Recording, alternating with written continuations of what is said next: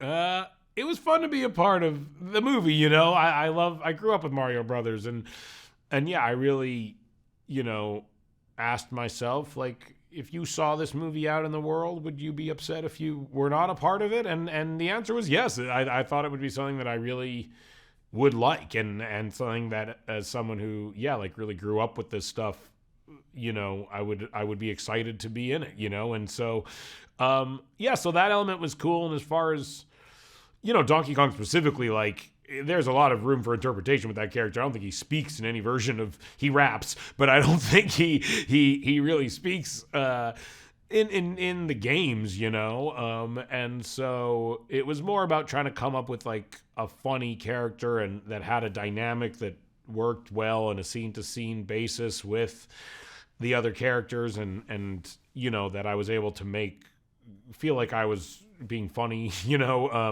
That's really was what then I tried to focus on, and yeah, and they really let me they really let me do that.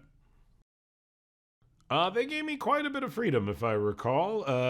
Yeah, they encourage it, especially with voiceover. It's like, it's so easy to try different stuff, and you're the only one there. So if it's not good, you're not wasting like 200 people's time. You're wasting like 3 people's time, And so it's really like a free and open creative environment, which is one of the reasons I like it so much. Is like, it's a lot easier to try a ton of different stuff on one line in a voiceover film than it is a live action film. Again, just because of how expensive time is on a live action film set versus in a recording booth, And so, yeah, I improvised a lot and gave them a lot of different options and just tried to throw a ton of stuff at them, and they can then kind of sort through it and see what they like.